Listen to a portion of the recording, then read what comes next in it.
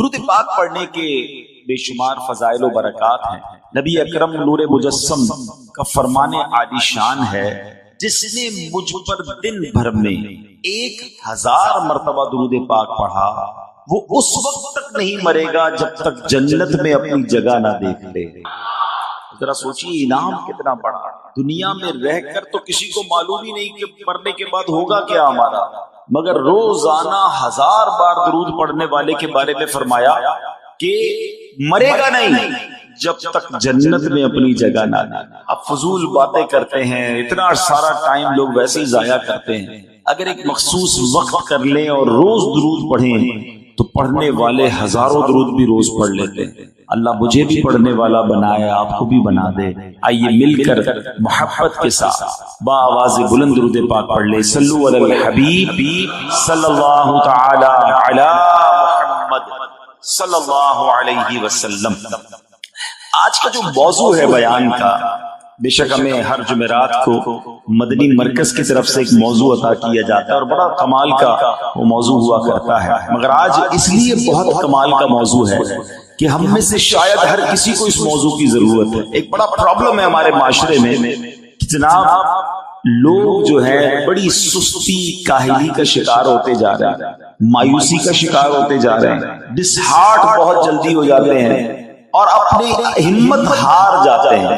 آج ان تمام لوگوں کے لیے بیان ہے کہ جو اپنی ہمتوں کو بلند کرنا چاہتے ہیں، اپنے حوصلوں کو بلند کرنا چاہتے ہیں، مایوسی کی دنیا سے نکلنا چاہتے ہیں اور کچھ واقعی زندگی میں کرنا چاہتے ہیں۔ ایک بار خادم رسول حضرت انس بن مالک رضی اللہ تعالیٰ عنہ سے روایت ہے کہ ایک انصاری صحابی رضی اللہ تعالیٰ عنہ جن کی معاشی حالات بڑے کمزور تھے، وہ ایک دن سب سے سخی آقا مکی مدنی مصطفیٰ صلی اللہ علیہ وسلم کی بارگاہ بے کس پناہ میں حاضر ہوئے اور امداد کا سوال کیا۔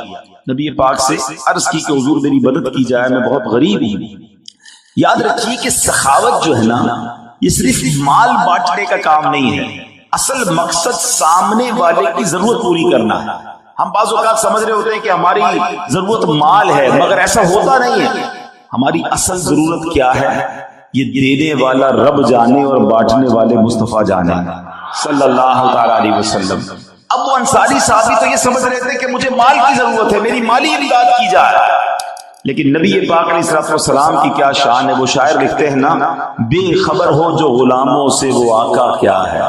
آقا تو دلوں کے حال جانتے ہیں۔ نبی پاک علیہ الصلوۃ والسلام نے ان کی اصل ضرورت جان لی اور فرمایا تمہارے گھر میں کوئی چیز ہے؟ گھر میں کیا کیا ہے تمہارے پاس؟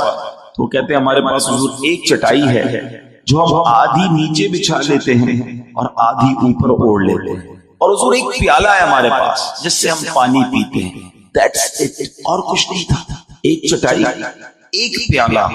صحابہ کرام کی میں بات کر رہا ہوں، نبی پاک کے ساتھیوں کی بات کر رہا ہوں، یہ ان لوگوں کی بات کر رہا ہوں جن کے بارے میں ہم نعرہ لگاتے ہیں کہ ہر صحابی نبی جنتی۔ یہ جنتی لوگوں کی بات ہو رہی ہے جن کے پاس ایک چٹائی ہے اور ایک پیالہ ہے۔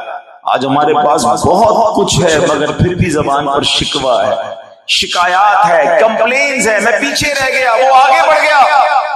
سنو، اب یہ وہی تو صحابہ تھے نا جب پیٹ پر پتھر باندھ کر بھی غزوہ بدر میں بلایا جاتا تو بدر میں آ جاتے تھے، غزوہ احد میں بلایا جاتا وہاں آ جاتے، غزوہ تبوک میں تپتی ریت پر بلایا جاتا اس گرمی کے ابدان میں وہاں بھی چلے جاتے تھے۔ کمزور، مالی طور پر کمزور تھے مگر ایمان کا جذبہ طاقتور تھا۔ آج ہم ان کی نسبت مالی طور پر تو بڑے بڑے مضبوط ہو گئے مگر ایمان کا جذبہ نہ رہا۔ اللہ اکبر۔ اب انصاری صحابی نے عرض کی حضور ایک چٹائی اور ایک پیالہ ہے۔ پیارے آقا علیہ السلام نے فرمایا دونوں چیزیں لے آؤ۔ گھر میں تھی دو چیزیں، وہ بھی منگوا لی گئی۔ وہ صحابی گئے اور گھر سے چٹائی بھی لے آئے، پیالہ بھی لے آئے۔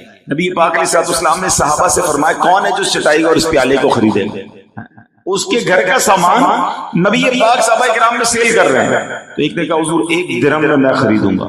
پیارے آقا علیہ السلام نے فرمایا کون ہے جو اس سے زیادہ قیمت دے گا؟ ایک نے کہا حضور 2 درہم میں۔ نبی پاک نے 2 درہم میں وہ دونوں چیزیں اس صحابی کو دی اور 2 درہم لے لی۔ اب آقا علیہ السلام نے اس کو دیے جس کے گھر سے پیالہ اور چٹائی آیا تھا، جو غریب پیسے مانگنے آیا تھا۔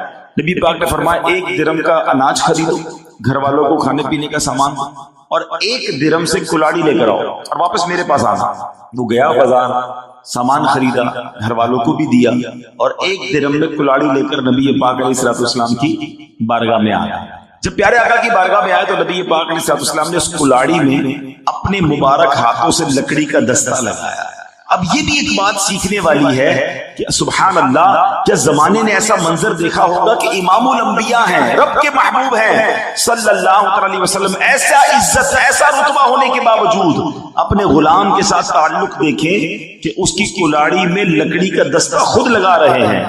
ارباب نظر کو کوئی ایسا نہ ملے گا، بندے تو بہت مل جائیں گے پر آقا نہ ملے گا۔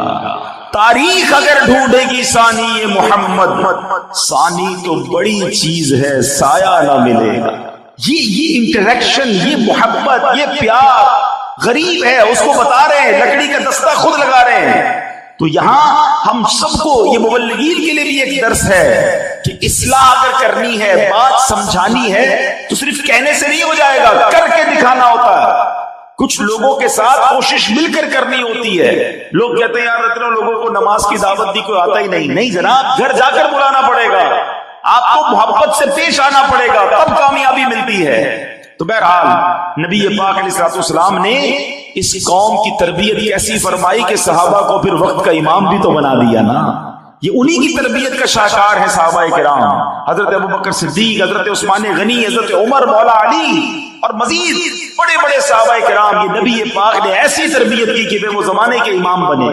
تو اگر واقعی آپ کسی کی تربیت کرنا چاہتے ہیں تو صرف کہنے سے نہیں ہوتا، وقت دینا پڑتا ہے، ساتھ اس کی تربیت کرنی پڑتی ہے، اور پھر اللہ پاک اسے ایسا کمال عطا فرماتا ہے کہ تربیت کرنے والے کی بھی آنکھیں ٹھنڈی ہوتی ہیں۔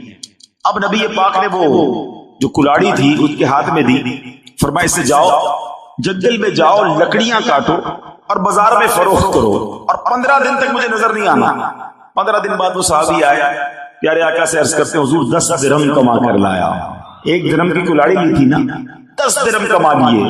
اب نبی پاک بہت خوش ہوئے اور فرمایا تم سوال کرو، وہ سوال کل قیامت کے دن تمہارے چہرے پر داغ بنے، تمہارا اپنے ہاتھ سے کما کر کھانا اس سے بہتر ہے۔ پریکٹیکل کر کے بتایا، مانگنے والے کو کمانے والا بنا دیا۔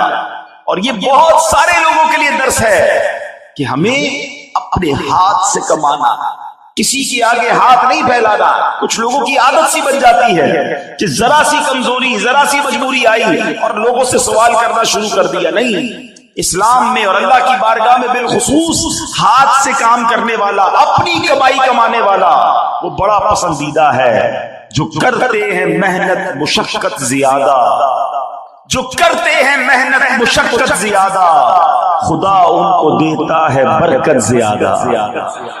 بوجھ نہ بنے کسی پر، اور کسی کے آگے کیوں ہاتھ پھیلا ہے۔ کیا خوبصورت بات شاعر لکھتے ہیں نا، کسی کا احسان کیوں اٹھائیں، کسی کو حالات کیوں بتائیں، کسی کا احسان کیوں اٹھائیں، کسی کو حالات کیوں بتائیں، تم ہی سے مانگیں گے تم ہی دو گے، تمہارے در سے ہی لو لگی ہے۔ التجا کرنی ہے تو اللہ کی بارگاہ میں کریں نا، اللہ کے حبیب علیہ الصلوۃ والسلام کی طرف لو لگائیں، دنیا والوں کے آگے نہیں جانا۔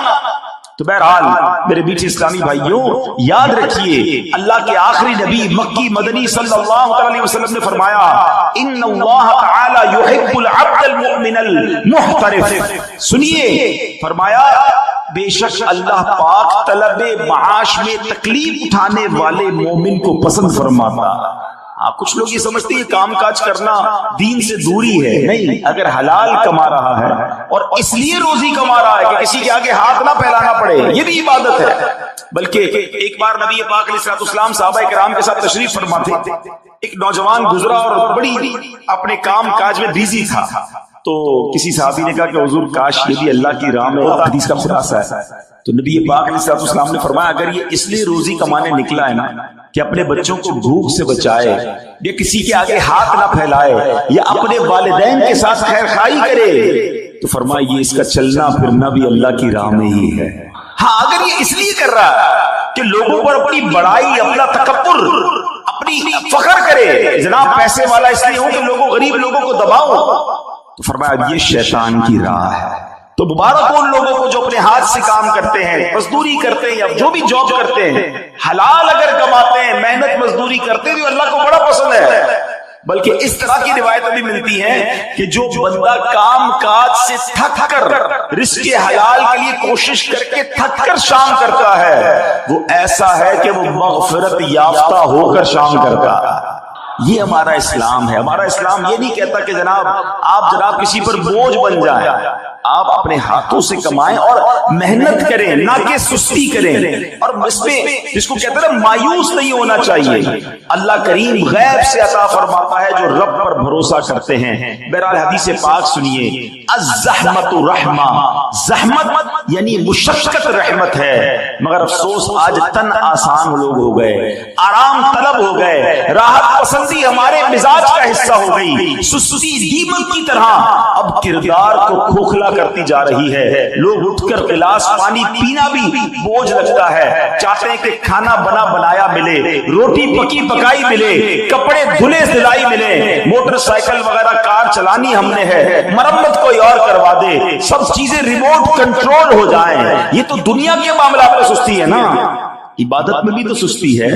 اب حال دیکھو تو دینی کاموں میں سستی، نمازوں میں سستی، اب علم دین سیکھنے میں سستی، قرآن پڑھنے میں سستی، سنتیں اپنانے میں سستی، قرض لے لیا تو اب قرض لوٹانے میں سستی، ہر جگہ بس سستی بھری ہوئی ہے۔ اللہ اکبر۔ اور یہ معاشرے کو دن بدن تنگی کے گہرے گھڑے میں دھکیلتی جا رہی ہے۔ یاد رکھیے، سست اور راحت پسند آدمی کبھی کامیاب نہیں ہو سکتا۔ منظر چمنستان کے زیبا ہو کے نازیبا، محروم عمل نرگس مجبور تماشا ہے۔ جو کوشش کرتا ہے نا وہ منظر کو بدل سکتا ہے۔ تو بہرحال میرے میٹھے اسلامی بھائیوں، اللہ تبارک و تعالیٰ قرآن مجید فرقان حمید میں ہماری رہنمائی فرماتا ہے۔ آج دیکھیں نمازوں کے اوقات میں بھی لوگ سستی کا مظاہرہ کرتے نظر آتے ہیں، حالانکہ اگر اسلام کو دیکھیں تو کتنا ڈسپلن کا درس دیتا ہے۔ لوگ کہتے ہیں ٹائم مینجمنٹ ہونی چاہیے، ٹائم کی پابندی ہونی چاہیے۔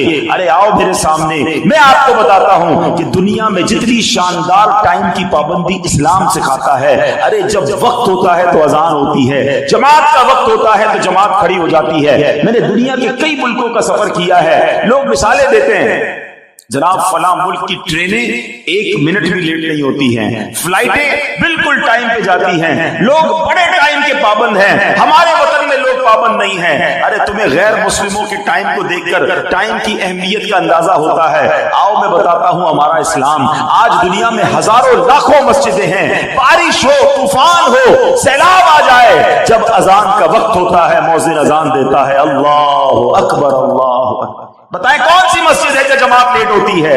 ارے دنیا کے بڑے بڑے سسٹم لوگوں نے بنائے، ہمیں پتا ہے جناب، کئی بار ایسا ہوتا ہے جہاز میں بیٹھ جاتے ہیں، موسم خراب ہے جہاز نہیں اڑ سکے گا، ٹرین میں فلاں پرابلم ہو گیا ہے، ہماری مسجد میں جماعت ٹائم سے کھڑی ہو جاتی ہے۔ جب افطار کا وقت ہوتا ہے لاکھوں مسلمان نہ 1 منٹ پہلے روزہ افطار کرتے ہیں۔ یہ کیسا اسلام کا ٹائم مینجمنٹ کا درس ہے کہ جب وقت ہوتا ہے مسلمان اپنا روزہ افطار کرتے ہیں، سحری کا وقت ہوتا ہے 1 منٹ پہلے تک تو کھا رہے ہوتے ہیں، مگر جیسے ہی وقت ختم ہوتا ہے کروڑوں ہاتھ رک جاتے ہیں۔ یہ ایسا شاندار ٹائم مینجمنٹ ہے۔ مسئلہ یہ ہے اسلام تو ٹائم مینجمنٹ سکھاتا ہے، مگر ہم نے اپنی زندگی میں ٹائم مینجمنٹ نہیں سیکھی، ہم نے وقت کا استعمال اور ڈسپلن نہیں سیکھا۔